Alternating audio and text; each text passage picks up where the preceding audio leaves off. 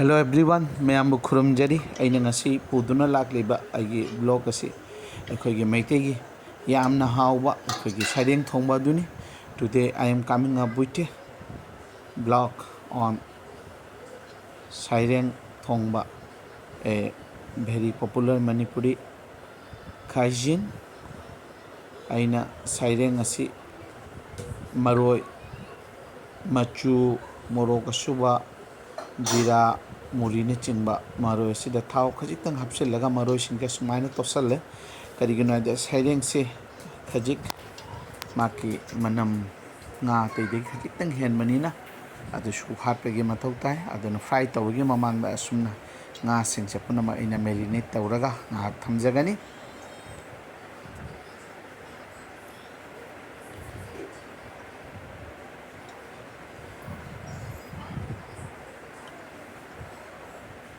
मैमबो my hobby अमसुंग my चाखुंगी माई कईदगे मैमबो हन्ना खुरुमजरी nga सिंग असे सुमाय तौनाइना तोसिनजरगा अइना खांग से साहनजरे असिदा इना थाव हापचरगा इना nga सिंग से फ्राई सुमाय तौना तौजरी nga से इना बैच अहुम थोकना फ्राई तौजगनी अइना लौरिबा सैरेंग असी 1 किलो 150 ग्राम केजी अमगा 150 ग्राम लुम्बा सैरेंग ने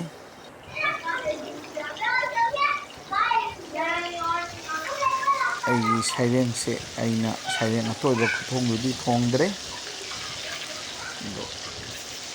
अइना खरा मना फ्राई असुमाय तौदना तौजरगा खरा मना अइना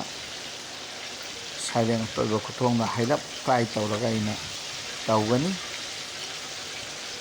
This is a very nice recipe of Sareng थोंबा.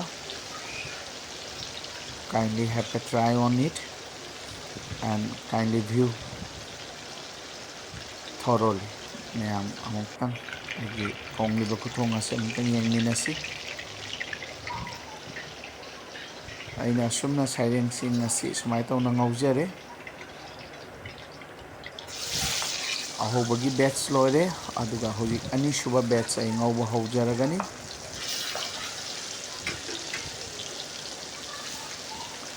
सैरेंगी nga सिंग मरकता सैरेंगी थोंबा से माकिसु खजितंग माकी प्रोसेस से खजितंग यामी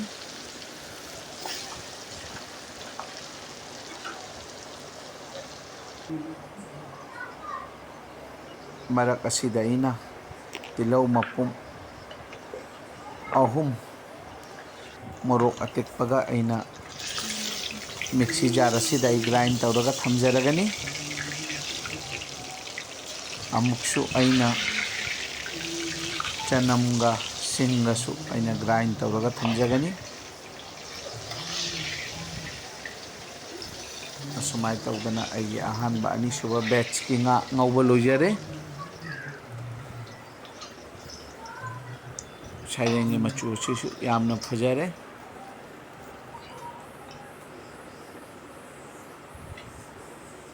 अइना सैरेंग थोंबा सिदा हापिबचे टोमेटो मचा अहुम मोरोक अतेकपा हरिबोक मचेट अनि तिलौ मपुम ममा ककना असुमना मरोय नाकुपी असिना अइना जिंजर गार्लिक की पेस्ट सु अइना तौना थमजरे हाइबदि सिंगा चनमगी पेस्ट सु से थमजरे अइना अलोइबा nga सिंग असे ngौबा मतम असिदा nga से खजिक ngौखलगा आलू मपुम आलू मचा अहुम खक अइना nga सिदा फ्राई से पुना तौमिनरे nga खरा फ्राई तौरगे मतुंगदा असिगी nga असि ममांगदा फ्राई तौखिबा सुमना मुंदे अदुना आलू सिगा nga सिगा पुना फ्राई तौमिनरी होजिक आइबे उखम मसीना सैरेंग असी अइना कुपसनजरी सैरेंग ngौबा मतमदा थाव थादबगा चेंग मरु अमनी थादब तारबदि सैरेंगी माकी ngौ सैरेंगी माकी कपखात ꯍꯥꯏꯗꯤ ꯉꯥꯁꯦ ꯉꯧꯕ ꯃꯇꯝꯗ ꯈꯖꯤꯛꯇꯪ ꯀꯥꯞꯄꯤ, ꯑꯗꯣ ꯑꯗꯨꯗꯒꯤ ꯈꯔ ꯍꯤꯡꯕ ꯉꯝꯃꯤ꯫ ꯑꯁꯨꯃꯥꯏꯅ ꯇꯧꯗꯅ ꯑꯩ ꯑꯥꯂꯨꯒ ꯉꯁꯥꯏꯒꯤ ꯁꯩꯔꯦꯡꯒꯤ ꯃꯀꯣꯛ, ꯃꯃꯩ, ꯃꯔꯨ, ꯄꯤꯁ ꯈꯔ ꯄꯨꯟꯅ ꯉꯧꯃꯤꯟꯅꯔꯤꯕꯅꯤ ꯑꯁꯤꯗ꯫ ꯑꯁꯤꯅ ꯑꯩꯒꯤ ꯃꯥꯒꯤ ꯓꯣꯜ ꯑꯁꯤ ꯌꯥꯝꯅ ꯍꯥꯎꯒꯗꯕꯒꯤ ꯃꯇꯦꯡ ꯑꯣꯏ꯫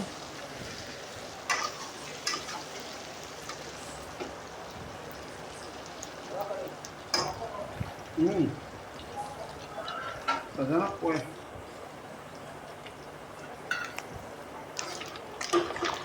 ꯑꯩꯒꯤ ꯉꯧꯕ ꯑꯁꯤ ꯌꯥꯔꯦ꯫ ꯑꯥꯂꯨ ꯑꯁꯤꯁꯨ 40% ꯍꯦꯟꯅ ꯃꯨꯜꯂꯦ꯫ ꯑꯗꯨꯅ ꯃꯁꯤꯗ ꯉꯥꯒ ꯁꯩꯔꯦꯡꯒ ꯉꯧꯕ ꯑꯁꯤ ꯂꯧꯊꯣꯛꯆꯔꯦ꯫ ꯑꯥꯂꯨꯒ ꯁꯩꯔꯦꯡꯒ ꯉꯧꯃꯤꯟꯅꯕꯁꯤ ꯍꯧꯖꯤꯛ ꯑꯁꯤꯒ ꯑꯩ ꯐꯦꯅꯨꯒ꯭ꯔꯤꯛꯁꯤ ꯍꯥꯏꯕꯗꯤ ꯃꯦꯊꯤ ꯍꯥꯞꯆꯔꯦ꯫ ꯃꯦꯊꯤ ꯍꯥꯞꯄꯩ ꯃꯇꯨꯡꯗ ꯑꯩ ꯖꯤꯔꯥ ꯈꯔ ꯍꯥꯞꯆꯔꯒꯅꯤ ꯑꯁꯤꯗ꯫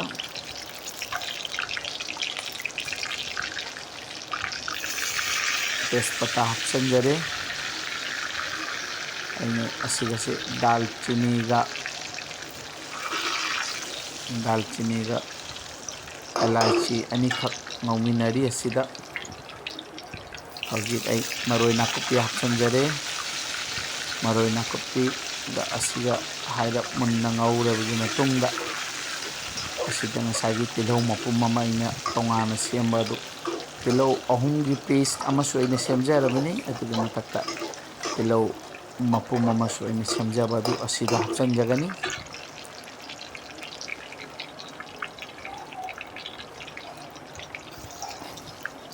ꯇꯤꯜꯍꯧꯒꯤ ꯄ꯭ꯔꯣꯄꯣꯔꯁꯟꯁꯦ ꯀꯌꯥꯝ ꯌꯥꯝꯍꯟꯕ ꯌꯥꯝꯍꯟꯗꯕ ꯑꯗꯨꯗꯤ ꯃꯍꯥꯛꯀꯤ ꯃꯊꯛꯇꯅꯤ꯫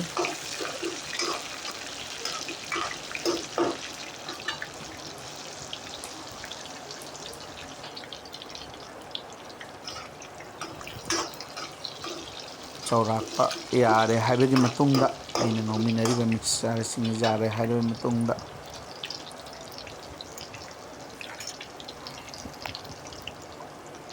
ꯃꯁꯤꯒꯤ ꯁ꯭ꯇꯦꯖ ꯑꯁꯤ ꯌꯥꯝꯅ ꯆꯦꯛꯁꯤꯟꯅ ꯊꯝꯕꯤꯒꯗꯕꯅꯤ꯫ ꯑꯗꯨꯒꯤ ꯃꯇꯨꯡꯗ ꯑꯩꯅ ꯉꯁꯥꯏꯒꯤ ꯁꯤꯡꯒ ꯆꯅꯝꯒꯒꯤ ꯄꯦꯁꯠ ꯇꯧꯔꯤꯕ ꯑꯗꯨ ꯍꯥꯞꯆꯟꯖꯔꯦ꯫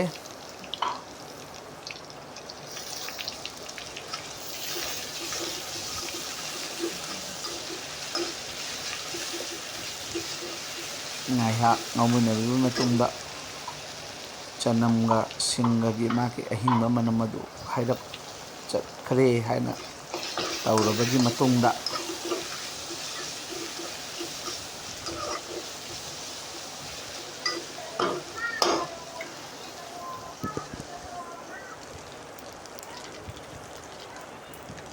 ꯑꯩꯍꯥꯛ ꯑꯁꯤꯗ ꯉꯁꯥꯏꯒꯤ ꯇꯤꯜꯍꯧꯒꯤ ꯄꯦꯁꯠ ꯑꯗꯨ ꯑꯩ ꯍꯥꯞꯆꯟꯖꯔꯦ꯫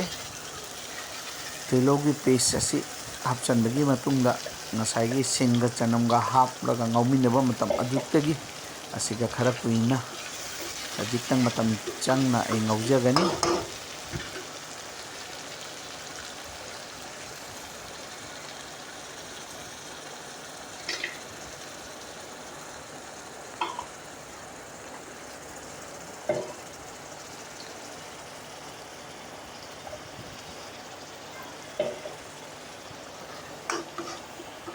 ꯃꯌꯥꯝꯕꯨ ꯃꯥꯏꯍꯣꯕꯤ ꯑꯃꯁꯨꯡ ꯃꯥꯏ ꯆꯥꯛꯈꯨꯝꯒꯤ ꯃꯥꯏꯀꯩꯗꯒꯤ ꯍꯟꯅ ꯍꯟꯅ ꯈꯨꯔꯨꯝꯖꯔꯤ ꯑꯃꯁꯨꯡ ꯃꯌꯥꯝꯅ ꯅꯨꯡꯁꯤꯕ, ꯃꯌꯥꯝꯒꯤ ꯁꯄꯣꯔꯠ, ꯑꯩꯒꯤ ꯆꯦꯅꯦꯜꯕꯨ ꯌꯦꯡꯕꯤꯕꯒꯤꯗꯃꯛꯇ ꯑꯩꯅ ꯉꯝꯈꯩ ꯂꯩꯇꯅ ꯑꯩꯒꯤ ꯉꯝꯖꯕ ꯑꯩꯅ ꯃꯌꯥꯝꯕꯨ ꯈꯨꯔꯨꯝꯖꯔꯤ꯫ ꯑꯩꯅ ꯃꯔꯛ ꯑꯁꯤꯗ ꯑꯩꯅ ꯃꯆꯨꯒ ꯃꯣꯔꯣꯛ ꯑꯁꯨꯕꯒ ꯉꯁꯥꯏꯒꯤ ꯖꯤꯔꯥꯒ ꯃꯔꯣꯏꯁꯤꯡ ꯑꯗꯨꯒꯤ ꯄꯦꯁꯠ ꯑꯃ ꯑꯩ ꯑꯁꯤꯗ ꯁꯦꯝꯖꯒꯅꯤ꯫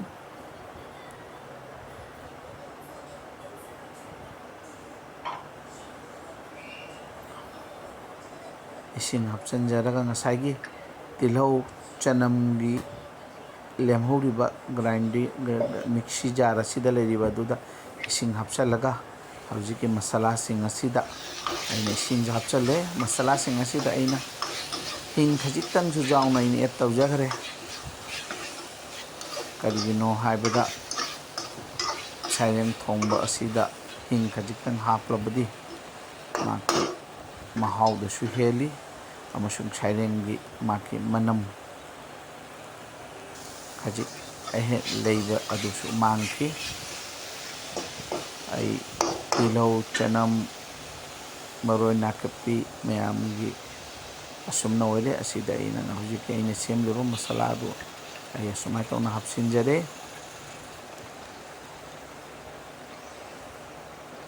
ꯇꯦꯡꯀꯣꯠ ꯃꯆꯥ ꯑꯁꯤꯗ ꯏꯁꯤꯡ ꯈꯖꯤꯛꯇꯪꯒ ꯑꯦꯗ ꯇꯧꯔꯒ ꯑꯩ ꯍꯥꯞꯆꯤꯟꯖꯒꯅꯤ ꯈꯥꯡ ꯑꯁꯤꯗ꯫ ꯑꯗꯨꯒ ꯑꯩ ꯃꯔꯣꯏꯁꯤꯡ ꯑꯁꯤ ꯐꯖꯅ ꯉꯧꯃꯤꯟꯅꯒꯅꯤ ꯃꯤꯅꯤꯠ 3 ꯐꯥꯎꯕ꯫ ꯃꯤꯅꯤꯠ 3-4 ꯉꯧꯒꯅꯤ꯫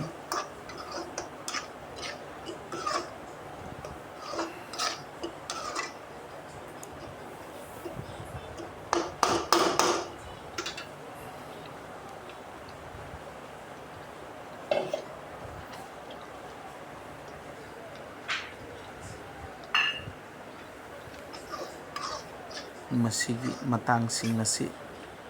ꯃꯔꯣꯏ ꯉꯧꯕꯒꯤ ꯃꯇꯥꯡ ꯑꯁꯤ ꯌꯥꯝꯅ ꯆꯦꯛꯁꯤꯟꯕꯒꯤ ꯃꯇꯥꯡ ꯑꯅꯤꯅꯤ꯫ ꯀꯥꯕꯁꯨ ꯌꯥꯗꯕ ꯑꯗꯨꯒ ꯍꯤꯡꯕꯁꯨ ꯌꯥꯗꯕ ꯍꯥꯏꯕꯗꯤ ꯃꯔꯣꯏꯒꯤ ꯍꯤꯡꯅꯝ ꯃꯅꯝ ꯑꯃ ꯑꯗꯨꯁꯨ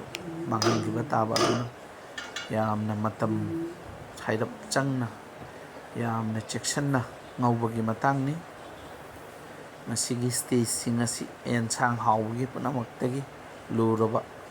ꯃꯇꯥꯡꯅꯤ ꯍꯥꯏꯅ ꯑꯩꯅ ꯊꯥꯖꯩ꯫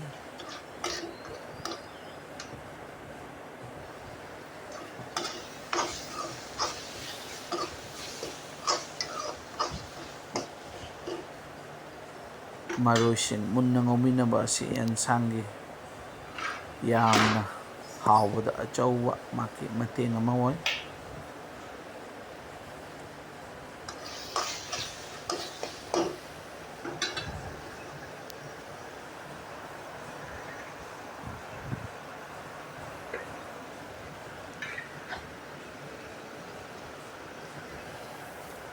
ꯑꯩ ꯑꯁꯤꯗ ꯉꯁꯥꯏꯒꯤ ꯇꯣꯃꯦꯇꯣ ꯃꯆꯥ 3ꯈꯛ ꯑꯩꯅ ꯀꯛꯇꯨꯅ ꯊꯝꯖꯕ ꯑꯗꯨ ꯑꯩ ꯍꯧꯖꯤꯛ ꯑꯦꯗ ꯇꯧꯖꯔꯦ꯫ ꯑꯗꯨꯒ ꯃꯁꯤꯁꯨ ꯈꯖꯤꯛꯇꯪ ꯃꯇꯝ ꯃꯤꯅꯤꯠ 4ꯃꯨꯛ ꯑꯩ ꯉꯧꯃꯤꯟꯅꯒꯅꯤ꯫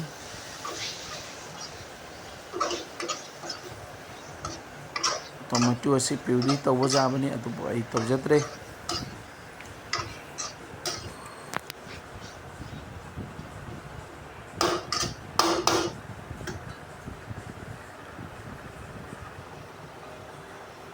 ꯍꯧꯖꯤꯛ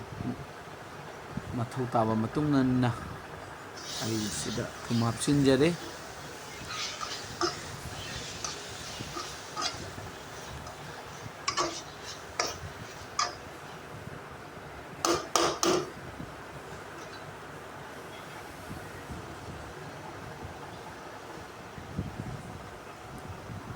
ꯃꯣꯔꯣꯛ ꯑꯇꯦꯛꯄ ꯇꯪꯈꯥꯏ ꯍꯛꯑꯒ 3ꯈꯛ ꯍꯥꯞꯆꯤꯟꯖꯔꯤ꯫ ꯑꯩ ꯑꯁꯤꯗ ꯍꯔꯤꯕꯣꯞ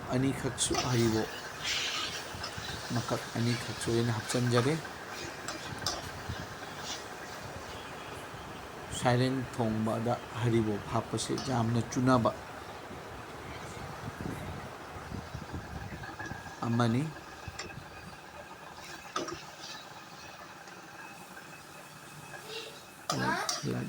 ꯂꯥꯏꯠ ꯊꯥꯎꯁꯦ꯫ ꯍꯧꯖꯤꯛ ꯑꯩꯅ ꯉꯁꯥꯏꯒꯤ ꯑꯥꯂꯨ ꯉꯥꯒ ꯉꯧꯗꯨꯅ ꯊꯝꯂꯤꯕ ꯑꯗꯨ ꯍꯧꯖꯤꯛ ꯑꯁꯤꯗ ꯑꯩꯅ ꯍꯥꯞꯆꯤꯟꯖꯔꯦ꯫ ꯑꯗꯨꯒ ꯃꯌꯥꯟ ꯑꯁꯤ ꯑꯩ ꯌꯥꯝꯅ ꯃꯨꯟꯅ ꯑꯩ ꯉꯧꯖꯔꯤ꯫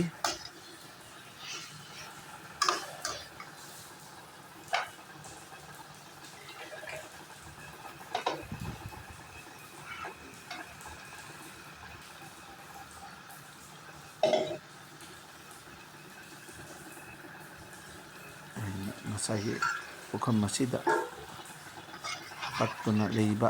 ꯊꯥꯎꯁꯤꯡ ꯃꯔꯣꯏ ꯃꯔꯥꯡꯁꯤꯡ ꯑꯗꯨꯁꯨ ꯈꯔ ꯇꯦꯡꯁꯤꯜꯂꯒ ꯍꯥꯞꯆꯤꯟꯖꯔꯦ꯫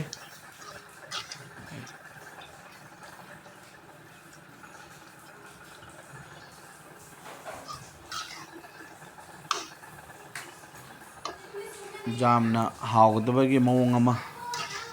ꯌꯥꯝꯅ ꯍꯥꯎꯒꯗꯕꯒꯤ ꯃꯑꯣꯡ ꯑꯃ ꯑꯣꯏꯔꯦ ꯌꯦꯡꯕꯗ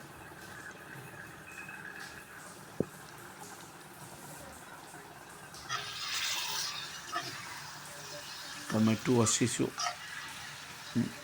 ꯉꯧꯕꯗꯁꯨ ꯃꯨꯜꯂꯦ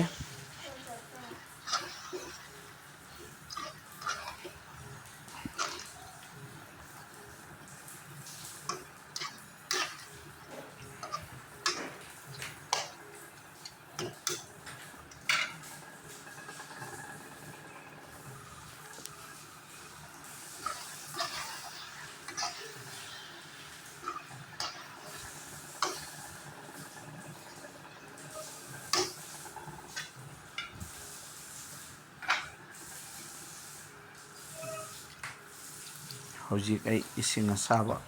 ꯓꯣꯜ ꯍꯥꯞꯆꯤꯟꯖꯔꯦ ꯉꯥꯏꯍꯥꯛ ꯐꯨꯠꯂꯕꯒꯤ ꯃꯇꯨꯡꯗ ꯑꯩ ꯉꯁꯥꯏꯒꯤ ꯉꯧꯗꯨꯅ ꯊꯝꯂꯤꯕ ꯁꯥꯏꯔꯦꯡ ꯑꯉꯧꯕꯁꯤꯡ ꯑꯗꯨ ꯑꯩ ꯍꯥꯞꯆꯤꯟꯖꯔꯒꯅꯤ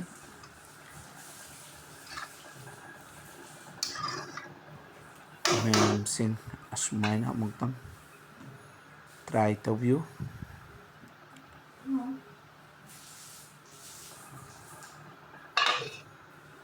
ꯑꯩ ꯍꯧꯖꯤꯛ ꯉꯥꯏꯍꯥꯛ ꯑꯩꯒꯤ ꯌꯦꯟꯁꯥꯡ ꯑꯁꯤ ꯀꯨꯞꯁꯜꯂꯦ ꯃꯈꯨꯝ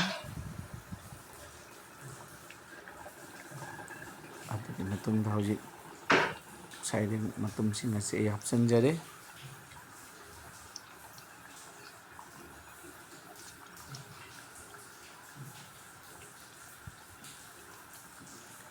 ꯁꯥꯏꯔꯦꯡ ꯃꯇꯨꯝ ꯍꯥꯞꯆꯤꯟꯕꯒꯤ ꯃꯇꯨꯡꯗ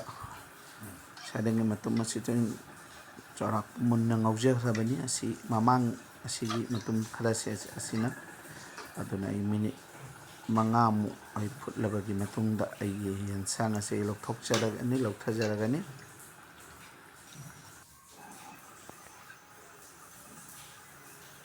ꯑꯁꯨꯝꯅ ꯑꯩꯒꯤ ꯌꯦꯟꯁꯥꯡ ꯑꯁꯤ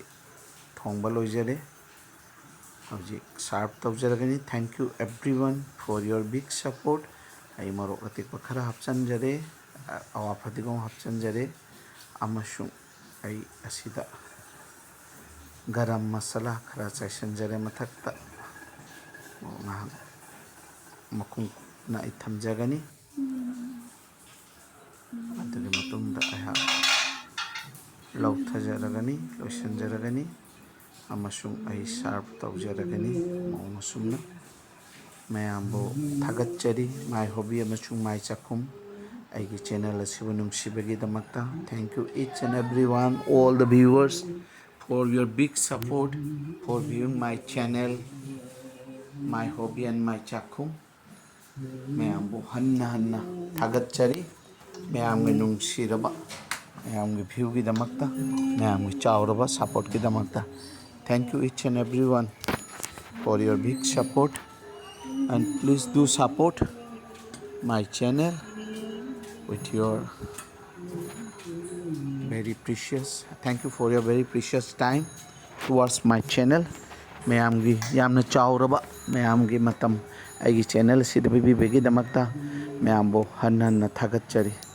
thank you everyone on behalf of my hobby and my channel I assume I serve tawjari sina saireng thongba asina panga ngaga ki samthong amani asina topa ensang amani asiga plate asida tilau khara asina suji angoba khara leiba atwa ismai tona serve tawdana ucheri mayambo hanna hanna खुरमजरी my hobby अमसुंग my चाखुंगे माय कईदगी असुमना आइगी साइरें थोंबगी blog असी लोइसिनजरे थागत